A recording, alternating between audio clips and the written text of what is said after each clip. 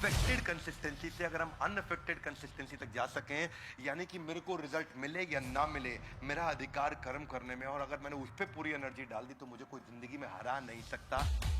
कि सक्सेस है या फेलियर है, दोनों सेमीफाइनल है, अभी फाइनल बाकी है।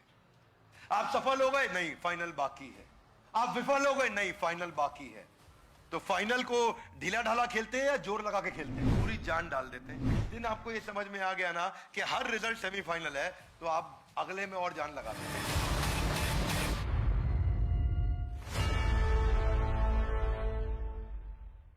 आज के इस एपिसोड में हम चर्चा करेंगे सबसे पॉपुलर श्लोक की, भगवत गीता के दूसरे अध्याय का 47वां श्लोक 247। कर्मण्येवाधिकारस्ते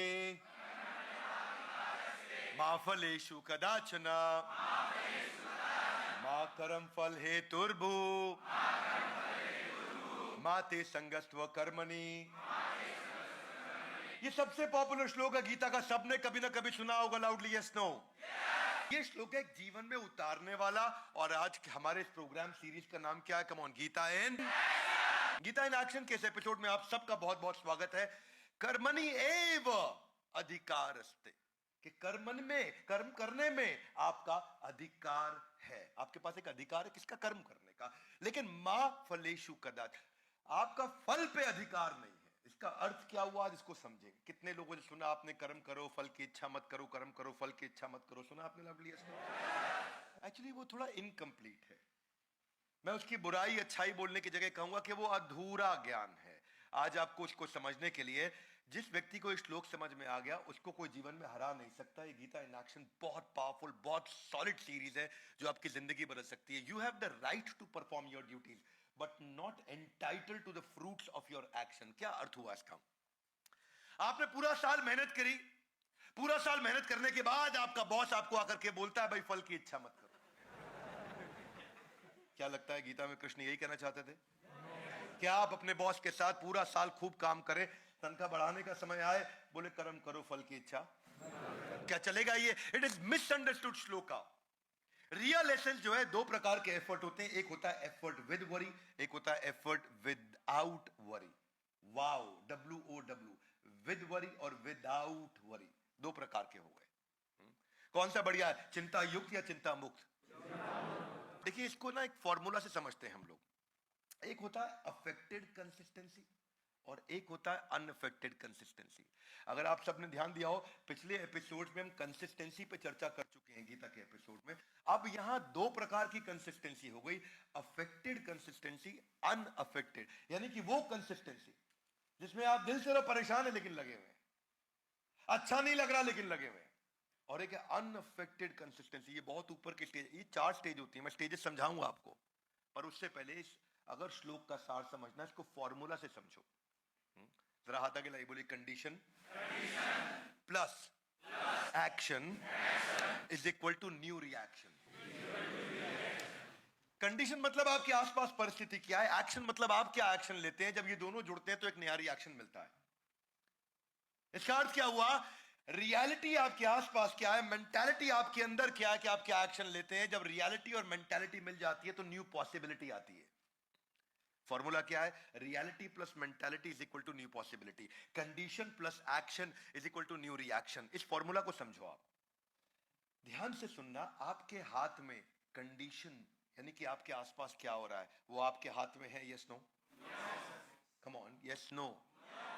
कंडीशन आपके आसपास क्या हो रहा है, क्या वो आपके हाथ में है? Yes no? नहीं है आपके हाथ में। यानी कि कंडीशन आपके हाथ में नहीं है। आपके हाथ में क्या है? एक्शन है। अगर कंडीशन की चिंता करते रहे और एक्शन ठीक नहीं लिया तो न्यू रिएक्शन आपके कंट्रोल में कभी नहीं आ सकता। दो चीजें इस फॉर्मूला में, condition plus action is equal to new reaction. ना तो कंडीशन आपके हाथ में है, ना न्यू रिएक्शन यानी कि रिजल्ट, वो भी आपके हाथ में नहीं है। क्या अर्थ हुआ? Reality plus mentality is equal to new possibility. ना रियलिटी आपके हाथ में है, ना न्यू पॉसिबिलिटी आपके हाथ में है। आपके हाथ में केवल एक्शन है। लवली गाइस, कम ऑन, क्या है? केवल एक्शन है। इसीलिए इसको क्या बोलते हैं? Gita in action. कृष्ण यहां यही समझा रहे हैं कि ना तो रिएक्शन आपके हाथ में, ना न्यू पॉसिबिलिटी आपके हाथ में है।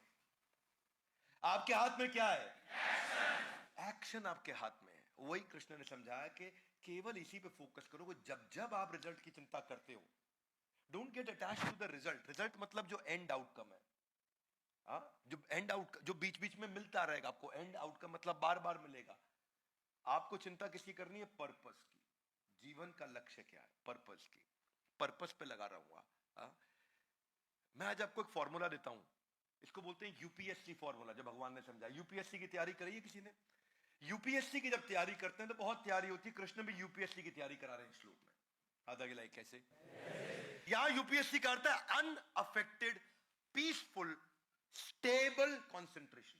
यूपीएससी हाथ आगे लाइए। अनअफेक्टेड, दिल में है पीसफुल, स्टेबल कंसंट्रेशन, ये है यूपीएससी। ये बड़ी गहरी बात है भैया, इसको समझो। अनअफेक्टेड का मतलब क्या हो गया? मेरी कुछ भी परिस्थिति है, आसपास कोई भी कंडीशन है, अनअफेक्टेड, पीसफुल, स्टेबल कंसंट्रेशन। मैं लगा रहूंगा, लगा रहूंगा, लगा रहूंगा, लगा रहूंगा, लगा रहूंगा, लगा रहूंगा। वहां कृष्ण बोल रहे हैं आपके हाथ में केवल एफर्ट है, रिजल्ट आपके हाथ में कभी भी नहीं होगा। हाँ, आपने कभी भी बुद्धिस्ट मॉन्क या कभी साउथ ईस्ट एशिया में जो मॉन्क होते हैं, जब उनकी मॉनेस्ट्री के अंदर तीरंदाजी की प्रैक्टिस होती है, जरा मेरी बात को ध्यान से सुनना, वो जब तीर चला रहे होते हैं, आप तीर छोड़ने के बाद सामने मत देखो डार्ट पे वो कहां जाके लगाए, उनके चेहरे को देखो। उनके चेहरे को देख के अगर बुल्स आए हुआ है तो भी पता नहीं चलेगा, और तीर अगर बाहर निकल गया तो भी पता नहीं चलेगा। चेहरे को देख के समझ में नहीं आता उनके। वो इतना स्टेबल, इतना पीसफुल है। उसने तीर चलाया, छोड़ा, ठक, बाहर निकल गया, डिस्टर्ब नहीं है। दोबारा तीर चलाया, फिर छोड़ा, 100 में से 100 बुल्स आए, डिस्टर्ब नहीं है, वैसे का वैसा है। एक्साइटेड नहीं है, डिस्टर्ब नहीं है। वो कंसिस्टेंट है, अनअफेक्टेड है, और पीसफुल है, और कंसिस्टेंट एक्शन लेता रहता है। ये वाला जो माइंडसेट कृष्ण ने यहां पे दिया है, सक्सेस हो या failure, always remain same. This is the only formula to reduce your pain. It is the only formula to reduce your pain. देखो 4 प्रकार के एक्शंस हैं। सबसे नीचे कौन सा है? सबसे नीचे है कंसिस्टेंट इन एक्शन। ये क्या होता है कंसिस्टेंट इन एक्शन? ये कंसिस्टेंटली कोई एक्शन ही नहीं लेगा, ये बैठा रहता है, देखता रहता है, अरे ये हो गया, अरे वैसा ऐसा। ये 0 आउट ऑफ 100 है। कम ऑन, क्या है ये? 0 आउट ऑफ 100। मेरी कंपनी के अंदर एक एम्प्लॉय 30,000 रुपए महीने पे ज्वाइन किया 5 साल पहले, और मेरी एक और इसी कंपनी के अंदर एक और एम्प्लॉय 60,000 रुपए महीने पे ज्वाइन किया 5 साल पहले।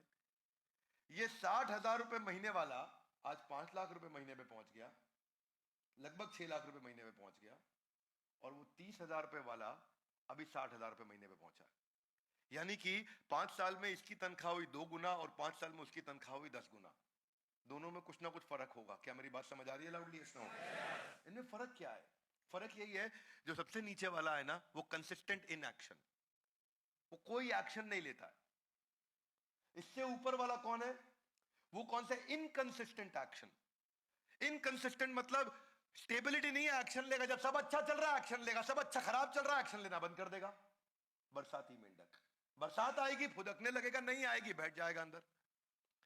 ये वो है सर्कमस्टेंशियल मैनेजर। सर्कमस्टेंस अच्छे हैं, बहुत एक्साइटेड है, सर्कमस्टेंस खराब है, डूब गया, कुछ नहीं करेगा। ये है 33 आउट ऑफ 100। क्या है? इनसे और ऊपर चलो, वो कौन से हैं? Affected consistent action. यानी कि एक्शन लेता रहेगा, लेता रहेगा, लेकिन अंदर से किल किल करता रहेगा, डिस्टर्ब होता रहेगा। देखो यहां कोई मेरी सुनता नहीं, लेकिन लगा रहेगा। अरे देखो मेरे को तंग कर रखा, लेकिन लगा रहेगा। बदतमीज लोग हैं यहां, लगा रहेगा। नौकरी छोड़ के नहीं जाएगा, लगा रहेगा। पर हर समय बॉस को आजू बाजू गाली भी देता रहेगा, लगा भी रहेगा। हर समय आसपास, आपने देखा कई बार कुछ कुछ घर में पति पत्नी के बीच में ऐसा ही होता है। क्या रहता है उनका? अफेक्टेड है, आपस में बहुत डिस्टर्ब है, लेकिन कंसिस्टेंट है। क्या बोलती है पत्नी? तुमको तो कब का छोड़ दिया होता है, तो बच्चों के कारण तुम्हारे साथ रह रही हूं। हाँ? ये तो बच्चों के कारण तुम्हारे साथ रह रही हूं। ये क्या है? अफेक्टेड, डिस्टर्ब है, लेकिन कंसिस्टेंटली लगे हुए हैं, रहना इसी के साथ है, क्या करें। मेरे को तो पंडित जी ने पहले ही बता दिया था, शादी से पहले मेरा राजयोग था। क्या? डिस्टर्ब है, लेकिन लगे हुए, लगे हुए। ठीक है, बेटर है। 66 आउट ऑफ 100 है। 0 out of 100, 33 out of 100, 66 out of 100। पर कृष्ण ने क्या बताया? ना ना, ये सब नहीं बताया। उन्होंने बताया अनअफेक्टेड। मेरे साथ अच्छा हो रहा अनअफेक्टेड, बुरा हो रहा अनअफेक्टेड। कमल का फूल कीचड़ में रहता है, कीचड़ में पैदा होता है, कीचड़ में ही जीवन बिता देता है, लेकिन इतना सा भी कीचड़ अपने को छूने नहीं देता। उस पे पानी गिर जाए नीचे गिर जाएगा, कीचड़ गिर जाए नीचे गिर जाएगा, कमल के फूल पे छू नहीं सकता। उसको बोलते हैं अनअफेक्टेड कंसिस्टेंट एक्शन। ये है जो आज चर्चा कर रहे हैं भगवद गीता के श्लोक में। क्या मेरी बात समझ आ रही है आप लोग को? इसका अर्थ क्या है? इसके अगले श्लोक में, दूसरे अध्याय के 48वें श्लोक में कृष्ण कहते हैं सिद्धा सिद्ध यो समो भूत्वा समत्वम योग उच्यते। आप आगे मत बढ़ो, आप मेरे साथ रहो, बाद में आराम से देखना। यहां क्या कहते हैं? सिद्धा सिद्धियो समो भूत्वा, कि सिद्धि असिद्धि, सिद्धि मतलब सफलता, असिद्धि मतलब सफलता नहीं मिली, समो भूत्वा समान परिस्थिति से एक्शन लेता रहेगा, डिस्टर्ब हो ना हो। इसको क्या बोलते हैं? Unaffected consistent action. ये बड़ा गहरा श्लोक है भाई साहब, इस वीडियो को 2-3 बार आपको देखना पड़ेगा अगर आप इस वीडियो की गहराई को समझना चाहते हैं। अनअफेक्टेड कंसिस्टेंट एक्शन, मैं कुछ उदाहरण भी दूंगा आपको। ये जो इक्वानिमिटी है, that can save you from insanity, मतलब पागलपन से आपको बचा सकता है, क्योंकि आदमी डिस्टर्ब इसलिए होता है। देखो मैं आपको ऐसे समझाता हूं कि सक्सेस है या फेलियर है, दोनों सेमीफाइनल है, अभी फाइनल बाकी है। आप सफल हो गए? नहीं, फाइनल बाकी है। आप विफल हो गए? नहीं, फाइनल बाकी है। तो फाइनल को ढीला ढाला खेलते हैं या जोर लगा के खेलते हैं? जोर लगा के खेलते हैं कि पूरी जान डाल देते हैं? पूरी जान डाल देते हैं। सक्सेस आया, फाइनल बाकी है, पूरी जान लगानी है। फेलियर आया, फाइनल बाकी है, पूरी जान लगानी है। अरे 0 आया, फाइनल बाकी है, पूरी जान लगानी है। अरे 100 में 100 आया, नहीं, फाइनल बाकी है, पूरी जान लगानी है। ये कृष्ण समझा रहे हैं। क्या मेरी बात समझ आ रही है लाउडली? ये एफर्ट को फोकस करना, ये एफर्ट को फोकस करना, क्योंकि कंडीशन आपके हाथ में नहीं है, केवल एक्शन आपके हाथ में है। और जितना अच्छा एक्शन होगा उतना अच्छा न्यू रिएक्शन होगा। क्या ये सारा मुद्दा? क्योंकि देखो, रियलिटी मेरे हाथ में नहीं है, मेंटालिटी मेरे हाथ में है। रियलिटी में को मैं नहीं बदल सकता, मेंटालिटी को मैं बदल सकता हूं।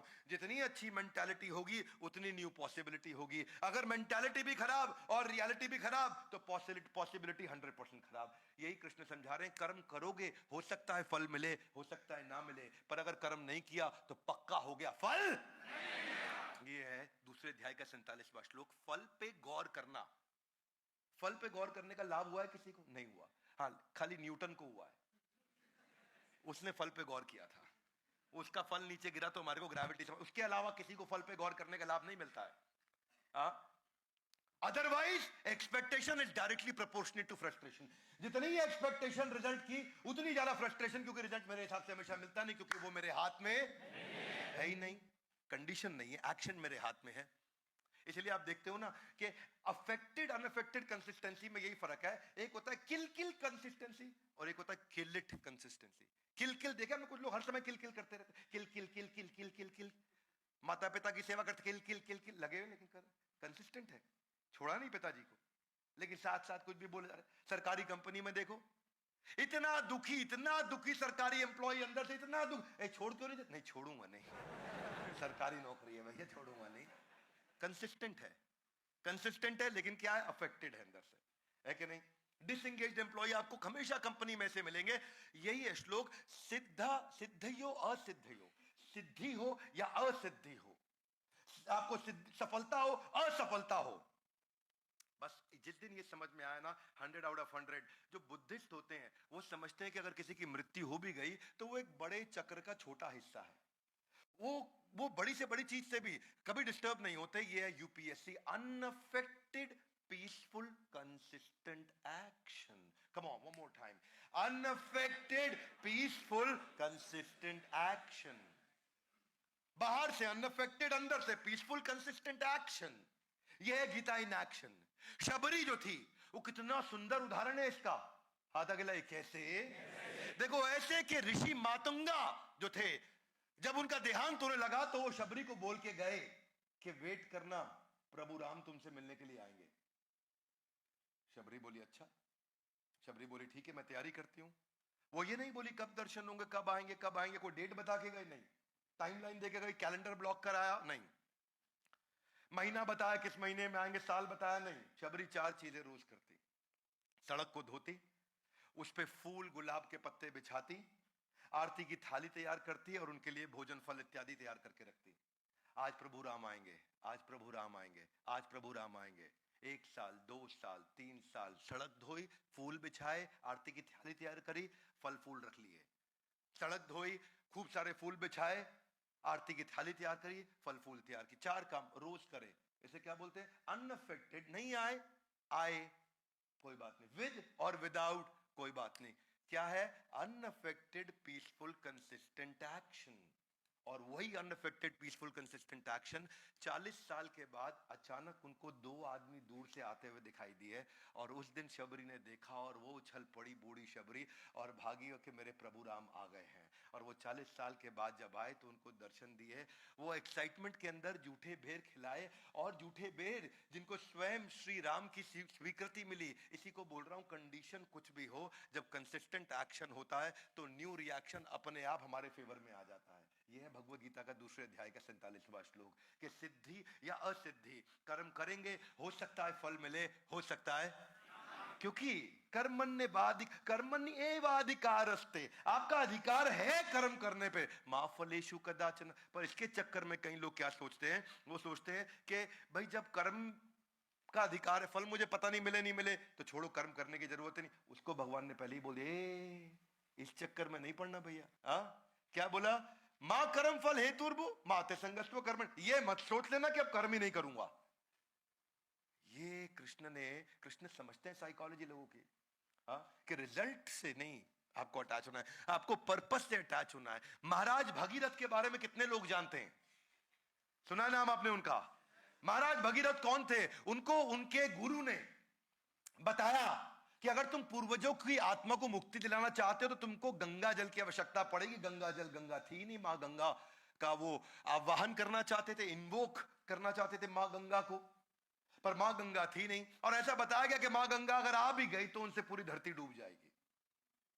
तो उन्होंने कहा मैं तपस्या करता हूं, मैं भगवान शिव को प्रार्थना करता हूं, ब्रह्मा जी अगर अपने कमंडल से गंगा को छोड़ दें तो धरती डूब जाएगी। वो तो अपनी जटाओं के अंदर भगवान शिव ने उनको समा लिया था, इसीलिए गंगा के साथ। तो वो तपस्या करने निकले, और उन्होंने कई महीनों सालों साल महाराज भगीरथ ने तपस्या करी, खूब तपस्या करी, पर शिव जी आए नहीं। शिव जी आए नहीं। इसको क्या बोलते हैं? इसको बोलते हैं increased effort with every failure. One more time, come on. क्या? Increasing effort with every. इसको क्या बोलते हैं? इसको बोलते हैं इंक्रीजिंगली अनअफेक्टेड कंसिस्टेंट एक्शन। मतलब हर बार कंसिस्टेंट एक्शन लूंगा, लेकिन अगली बार और ज्यादा लूंगा, फेल हो गया और ज्यादा लूंगा, फेल हो गया और ज्यादा लूंगा। कई महीनों तक तपस्या करने के बाद फिर भगवान शिव नहीं आए। कई सालों की तपस्या करने के बाद नहीं आए, उन्होंने तपस्या बढ़ा दी। अब एक अंगूठे के बल पे खड़े हो गए महाराज भगीरथ, और एक अंगूठे के बल पे खड़े होकर तपस्या करने लगे। भगवान शिव प्रसन्न हुए, वो आए। उनकी कठोर तपस्या के कारण माँ गंगा यहाँ आ सकी। इसीलिए आज भी उनके इस प्रयास को भगीरथ प्रयास के नाम से जाना जाता है। इसको बोलते हैं इंक्रीजिंगली अनअफेक्टेड कंसिस्टेंट एक्शन। जिस व्यक्ति ने ये साइंस को पकड़ लिया, ऐसे व्यक्ति को कोई फेल ही नहीं कर सकता, क्योंकि वो फेल कभी होता ही नहीं है। हमारे साथ बड़ा भारत शो में इंस्पेक्टर जनरल उत्तर प्रदेश के, जिनके ऊपर एक वेब सीरीज भी बनी थी एमएक्स प्लेयर पे, वो आए थे। कोई बताएगा क्या नाम था उनका? हाँ, आईपीएस नवनीत सिकेरा। आईपीएस नवनीत सिकेरा ने क्या बोला वीडियो के अंदर? कि मेरे को माइक टाइसन बॉक्सिंग में नहीं हरा सकता। बोले क्यों नहीं हरा सकता? बोले क्या करेगा, ज्यादा से ज्यादा मार देगा, मैं गिर जाऊंगा, अस्पताल चले जाऊंगा। हारा नहीं मैं, ठीक हो जाऊंगा, फिर खड़ा हूं, दोबारा लड़, फिर मारेगा, गिर जाऊंगा। हारा नहीं मैं, गिरा हूं, फिर खड़ा हो जाऊंगा ठीक होने के बाद, आप मार के दिखा। और बोला मर जाऊंगा लेकिन हारूंगा नहीं। ये जो है ना अंदर फीलिंग, ये जो फीलिंग है, ये है कंसिस्टेंट एक्शन की फीलिंग। हाँ, ये कंसिस्टेंट एक्शन की, मेरे हाथ में कंडीशन नहीं है, मेरे हाथ में एक्शन है। One more time, come on. मेरे हाथ में कंडीशन नहीं है, मेरे हाथ में। और जितना अच्छा एक्शन, उतना ज्यादा possibility of positive new reaction. जिस दिन इंसान कर्म को एंजॉय करना शुरू कर दे, फल आए या नहीं आए उसकी चिंता खत्म हो जाती है। That's the main point. हाँ, देखिए, आप हाथ आगे लाइए, हाथ आगे लाइए। ये रिजल्ट है और वो पर्पस है। रिजल्ट की चिंता नहीं, पर्पस की चिंता करनी है। क्या मेरी बात समझ में आ रही है? फॉर एग्जाम्पल, इलॉन मस्क को रीयूजेबल रॉकेट बनाना था, रिजल्ट क्या था? फेल हो गए, पर्पस पे लगा रहा। रिजल्ट क्या? फिर फेल हो गए, पर्पस पे लगा रहा। सारा पैसा खत्म हो गया, रिजल्ट फिर फेल हो गया, रीयूजेबल रॉकेट, लेकिन पर्पस नहीं छोड़ा। कंपनी बर्बाद हो गई, रीयूजेबल रॉकेट नहीं बना, रिजल्ट नहीं आया, पर्पस नहीं छोड़ा, लगा रहा। बाजार से पैसा लेकर के आया, आखिरी मौका था, पर्पस नहीं छोड़ा और बाद में उसको सफलता मिली। क्योंकि सक्सेस और फेलियर फाइनल नहीं है, क्या है? सेमीफाइनल है। सक्सेस और फेलियर फाइनल नहीं है, सेमीफाइनल है। आप हर रिजल्ट के बाद आपको, जब आपने ये फीलिंग के साथ अगला मैच लड़ा के फाइनल बाकी है, तो आप जान कम लगाओगे ज्यादा लगाओगे? देखो, एक मेरी बात सुनो, हाथ आगे लाइए। Condition, action, new reaction. कुछ लोग कंडीशन से ही परेशान रहते हैं, हाय मेरे को ऐसे बोल दिया, हाय मेरे को वैसे तो उनका 70-80% एनर्जी वहां चला गया, ठीक है। उसके बाद आगे क्या होगा, आगे क्या होगा, 20% एनर्जी वहां चला गया, बचा कुछ 5-7% एनर्जी लगाते हैं वो एक्शन, उनकी बात बनती नहीं। अगर आपने कंडीशन की चिंता छोड़ दी, उसकी एनर्जी बच गई। रिजल्ट जो आगे आएगा, कंडीशन जो पीछे हो रहा है, रिजल्ट जो आगे आएगा उसकी चिंता छोड़ दी, उसकी एनर्जी बच गई। अगर दोनों की एनर्जी निकाल के एक ही चीज पर लगा दिया, कंसिस्टेंट एक्शन पर, तो इसमें 100% एनर्जी चली गई। क्या मेरी बात समझ में आ रही है भाई लोग? ये फॉर्मूला दे रहे हैं भगवान। इतनी डेप्थ मुझे दुनिया में कहीं नहीं मिली जितनी मुझे यहां लगी, क्योंकि जब आपका डर खत्म हो गया, प्रहलाद, भक्त प्रहलाद, जो कौन थे? ये हिरण्यकश्यपु के पुत्र थे, आप लोग को पता होगा सबको। और उनकी बहन थी होलिका, जिसके कारण हम होली का त्योहार मनाते हैं। होलिका के पास वरदान था कि वो जल नहीं सकती। Yes no? Come on loudly, yes no? No, Holika के पास ऐसा कोई वरदान नहीं था कि वो जल नहीं सकती। आपको मालूम नहीं है, होलिका के पास ऐसी चादर थी जिससे वो जल नहीं सकती। और वो चादर किसने दी थी? ब्रह्मा जी ने दी थी उनको। और ब्रह्मा जी ने चादर दी थी कि ये चादर लपेट ली, तुम जल नहीं सकती। अब हिरण्यकशिपु ने कहा, हाथ आगे लाई, ओ, प्रहलाद को बिठा देते हैं इनकी गोद में और आग लगा देते हैं होलिका को। शॉल ओढ़ी होलिका ने, प्रहलाद को गोद में बिठाया। प्रहलाद को फियर नहीं है, मैं यही समझा रहा हूं उतनी देर से। उनको डर नहीं है, इतना सा भी डर नहीं है मैं जलूंगा। ओम नमो भगवते वासुदेवाय, वो अपना प्रार्थना कर रहे हैं, मंत्र जाप, उनको कोई डर नहीं है। और हुआ क्या? अब विष्णु को टेंशन। विष्णु बोले, ये मेरा जाप कर रहा है, अगर मैं होलिका को जला दूं, इनको बचा लूं, तो ब्रह्मा जी को टेंशन हो जाएगी, भाई आप सीनियर हो तो आप मेरे साथ ऐसा करोगे, मेरे वरदान को क्यों तोड़वा दिया? क्या मेरी बात समझ आ रही है? जो सीनियर होता है वो इंटेलिजेंट होता है, वो अपने से जूनियर की बेइज्जती नहीं होने देता। तो भगवान विष्णु ने क्या किया? 2 मिनट रुको, ब्रह्मा जी आप टेंशन मत लेना, मैं देख रहा हूं कि आपकी नजर है, आप टेंशन मत लेना। उन्होंने क्या किया? उन्होंने अपने दूसरे जूनियर को बुलाया, वरुण देव को, बोला तू थोड़ा हवा तेज चला। और हवा ऐसे तेज चलाई कि होलिका की चादर उतर के प्रहलाद के आसपास लिपट गई, होलिका जल गई, प्रहलाद बच गए। क्या मेरी बात समझ आ रही है? हाँ? इंसान का ना डर समाप्त हो जाता है। ये जो जिस दिन आपका ये एनर्जी कंडीशन से और आने वाले रिएक्शन से खत्म होकर के निकल के पूरी बचा के फोकस इस पे आ गया, अगली बार वो क्या सोचे? होलिका निपट गई, कोई बात नहीं, ऊपर से फेंकते हैं उसमें भी बच गए, हाथी चढ़ाते हैं उसमें भी बच गए। बोले मैं नहीं छोड़ूंगा, अब मैं आता हूं। हिरण्यकशिपु, फाइनल तो विलन लास्ट में ही आता है ना, अमरीश पुरी, मोगैम्बो खुश हुआ, तो हिरण्यकशिपु लास्ट में आ गए। बोले किधर है विष्णु? बोला यत्र तत्र सर्वत्र। बोले खंबे में, हाँ खंबे में, और खंबा तोड़ा, नरसिंह अवतार बाहर आ गए। हिरण्यकशिपु को लग रहा था कि भाई कोई टेंशन नहीं, इनको देख लूंगा मैं, क्योंकि मेरे को ब्रह्मा से वरदान मिल चुका। नरसिंह भगवान ने खत्म कर दिया हिरण्यकशिपु। मरते वक्त उसने कहा तो ब्रह्मा जी का वरदान टूट गया? बोला नहीं नहीं, ब्रह्मा जी का वरदान नहीं टूटा। बोला कैसे नहीं टूटा? बोला ब्रह्मा, बोला तुमको क्या वरदान दिया? मैं विष्णु हूं, मैं थोड़ी ब्रह्मा की बेइज्जती कराऊंगा। तुमको वरदान दिया था ना तुमको इंसान मारेगा ना जानवर मारेगा, मैं तो नरसिंह हूं। बोले और क्या वरदान था? क्योंकि ब्रह्मा जी के पास गए, बोले मुझे अमर बना दो। बोला अमर तो मैं खुद भी नहीं हूं, तुम्हें क्या बनाऊंगा?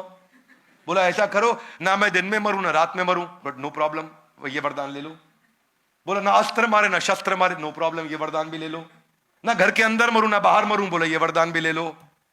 बोला ना आकाश में मरूं ना जमीन पे मरूं, ये वरदान भी ले लो।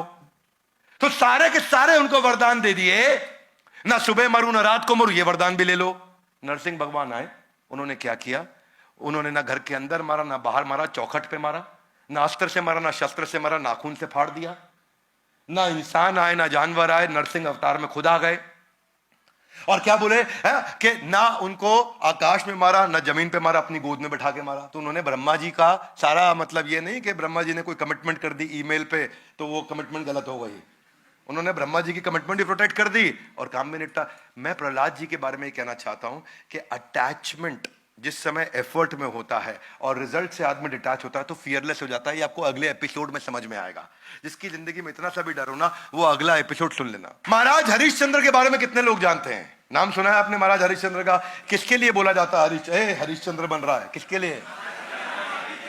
सत्यवादी थे, ऋषि विश्वामित्र थे। उनको पता चला हरिश्चंद्र जी के बारे में, बोला मैं देखता हूं, मैं इनकी परीक्षा लेता हूं सत्यवादी की। रात को महाराज हरिश्चंद्र को सपने में आया कि विश्वामित्र मुनि आए हैं और उन्होंने मुझसे पूरा साम्राज्य दान में मांग लिया है, पूरा साम्राज्य दान में मांग लिया है। सुबह विश्वामित्र मुनि आ भी गए। बोले मैं तो कल आपको सपने में देखा था कि आपने मेरा पूरा साम्राज्य मांग लिया। बोले मुझे मालूम है, अब दे दो मुझे पूरा साम्राज्य, आपका सपना पूरा होना चाहिए। बोला जो आ गया महाराज, पूरा साम्राज्य उनको दान में दे दिया। ऋषि विश्वामित्र को आसान थोड़ी है, पूरा साम्राज्य दान में दे दिया। बोले साम्राज्य ठीक है, मैं तो ऋषि हूं, भिक्षा भी लूंगा ना। बोला ठीक है। बोले भिक्षा में क्या चाहते हैं? बोले भिक्षा में कुछ धन चाहिए मुझको। बोले देता हूं। कहां से दोगे? जब पूरा साम्राज्य, पूरी ट्रेजरी, पूरी मैन पावर, पूरा मैनेजमेंट, पूरा महल, पूरी प्रॉपर्टी सब मेरे नाम हो ही चुकी है, तो तुम कहां से दोगे? बोले कोई बात नहीं, रुकिए, मेरी पत्नी और मेरा बेटा मेरा है। उन्होंने अपने बेटे को एक दूसरे राजा के यहां बेच दिया, अपनी पत्नी को एक ब्राह्मण के यहां बेच दिया और खुद को शमशान घाट के चंडाल के पास जाके बेच दिया। और बेचने के बाद जो एक मुश्त रकम मिली, अब कभी तनख्वाह नहीं मिल सकती, बेच दिया अपने आप को, पर जो रकम मिली वो जाके ऋषि विश्वामित्र को दी। वो बहुत खुश हुए। राजा हरिश्चंद्र चले गए। अब ना उनके पास पुत्र क्योंकि वो भी बेच दिया गया, ना उनके पास पत्नी क्योंकि वो भी बेच दी गई, ना उनके पास अपना खुद की स्वतंत्रता क्योंकि वो अपने आप को भी बेच चुके थे शमशान घाट में, वहां मुर्दा लाशों को जलाने के लिए। और उनकी वहां सेवा क्या लगा दी गई कि जो भी मुर्दा लाश आएगी उसका तुम अंतिम संस्कार करोगे और तुम्हारे को एक सिक्का दिया जाएगा जिसको तुम हमारे को जमा करोगे। बोला मुझे क्या, मैं तुम्हें कुछ नहीं मिलेगा, तुम अपने आप को हमें बेच चुके हो। अब वो राजा दूसरा जहां उनका बेटा काम किया करता था, कई महीनों तक वहां काम करता रहा, सालों तक करता रहा, उसको बदले में कुछ नहीं मिला। पत्नी ब्राह्मण के यहाँ काम करती है, उनको कुछ नहीं मिला। लेकिन राजा के यहाँ पे काम करते करते हरिश्चंद्र के बेटे को सांप ने काट लिया। सांप ने काट लिया, कोई इलाज कराने वाला नहीं, जहर के कारण उसकी मृत्यु हो गई। माँ आई भागते हुए, देखा कि बच्चा मेरा मर गया, तो शमशान घाट ले गई। वहीं चांडाल के यहाँ जहां हरिश्चंद्र थे, उन्होंने कहा कि तुम्हारे पुत्र की मृत्यु हो गई, इसका अंतिम संस्कार करना है। राजा हरिश्चंद्र, जो अब वहां हरिश्चंद्र थे, राजा नहीं थे, बोले एक सिक्का तुमको देना पड़ेगा। बोली आपको तो पता है मेरे पास धन नहीं है, मुझे आप बेच चुके हो, लेकिन अब मैं पिता नहीं हूं यहाँ पे और तुम्हारा पति नहीं हूं, अब मैं यहाँ पे इनका बंधुआ मजदूर हूं, अगर तुम एक सिक्का नहीं दोगे तो अपने बेटे की मैं लाश को जला नहीं सकता। दोनों पत्नी भी और पति भी रोने लगे। और उसी के बाद तब भगवान को उन पर दया आई, उन्होंने आकर के वापस दर्शन दिए, पुत्र को जिंदा किया, राजमहल उनको वापस दिया।